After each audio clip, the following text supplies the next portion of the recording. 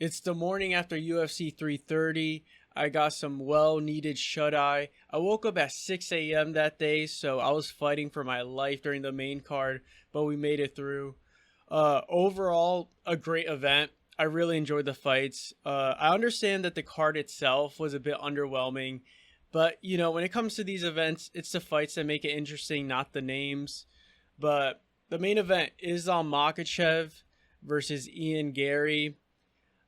Islam got the victory over Garry, but man, this was a tough fight for Islam. I said in my last video, I had Islam winning, and this will be his hardest fight, just due to the physicality difference, how big Garry is, and also the fact that Garry is a great striker. I will say there were moments where the size difference was really not noticeable, and then there were other moments where it was really noticeable how big Garry is. A 6'3" welterweight is just insane. But I'm just gonna go through the rounds real quick. In the first round, nothing really happened.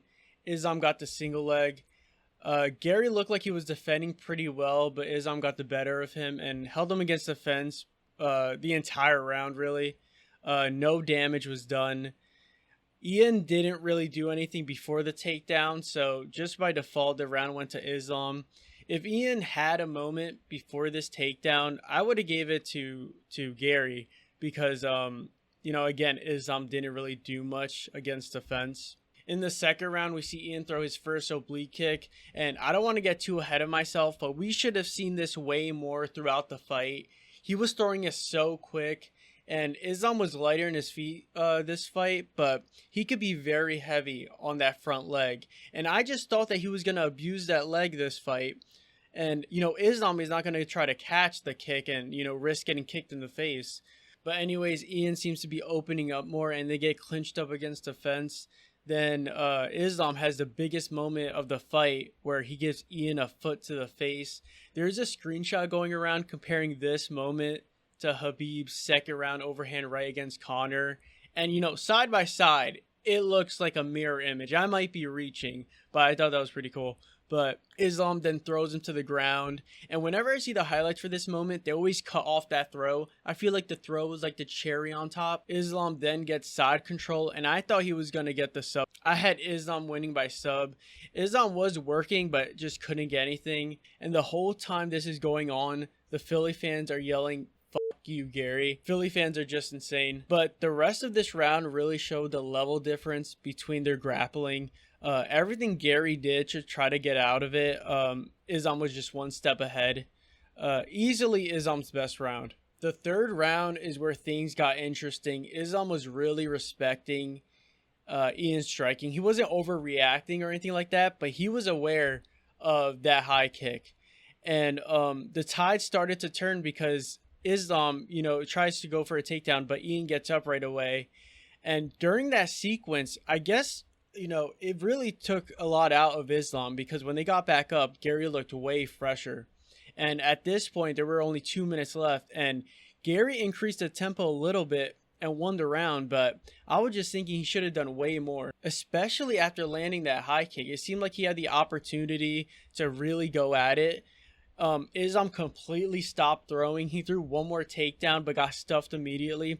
I feel like Garry didn't capitalize on the opportunities he had this round. This was the only round that had Garry winning, but it could have been the last round. I really do feel that if Garry really put it on him after he was fatigued, after the head kick, he could have got the finish. In the fourth round, Islam recovered a lot between rounds and shot for the single leg in the first 90 seconds.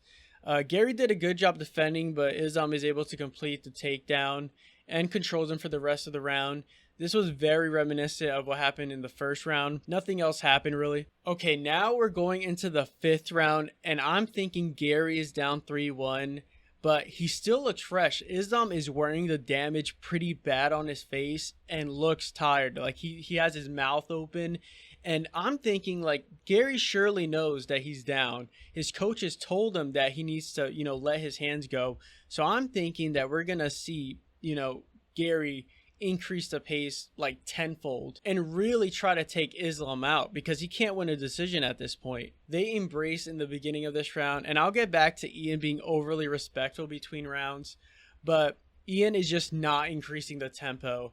and Islam gets a hold of him and takes his back, and this is where I knew the fight was over. Islam takes his backs, he gets the hooks in, and Islam is up 3-1. So he doesn't have to do anything in this moment. He could literally just burn the clock out.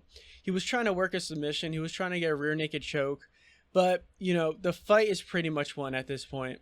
So the fight ends. I had Islam winning by submission. I thought if Islam was going to win, he would have gotten the finish. And if Garry was going to win, he would have got the decision. But as soon as the fight ends, Garry, embraces Islam and starts his stupid monologue, probably saying how great Islam is. And Ian was doing this between every round. And I really do think this is why he lost. I feel like he respected Islam way too much. And he seemed to be okay losing to him.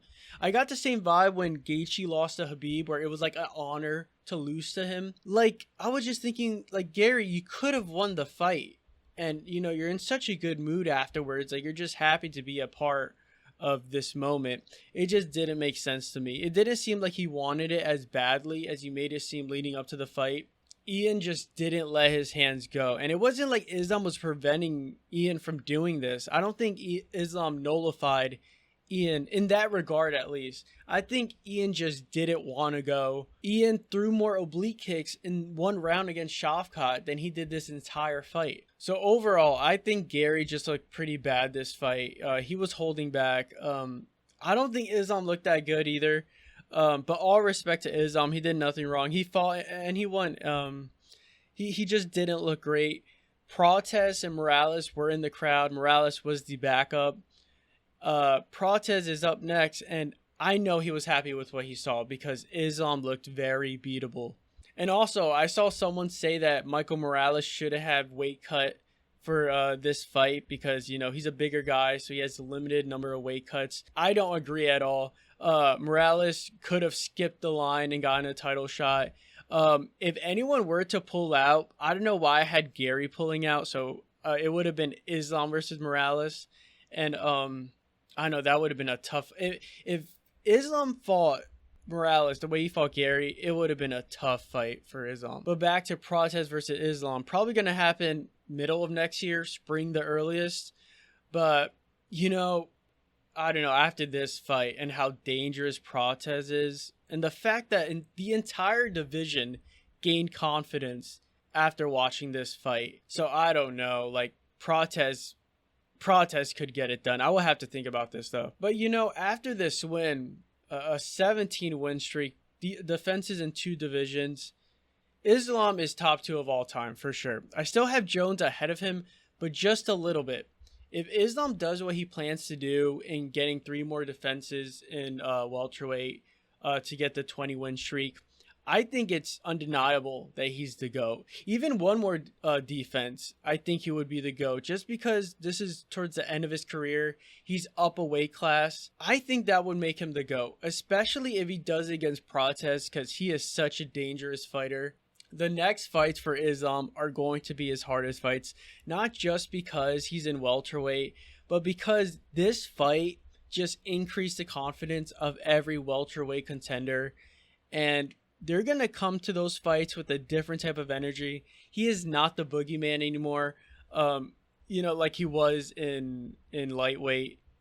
I think if Islam is able to make it past those guys and get those defenses, I think it's undeniable that he's the GOAT, regardless of the count of title defenses, because Jones, DJ Silva, and GSP, they'll still be ahead of him in the total number of defenses. But the fact that he did this across 2 divisions and towards the end of his career, I think would make him the GOAT. But overall, I'm happy Islam won. I'm a big fan of Islam.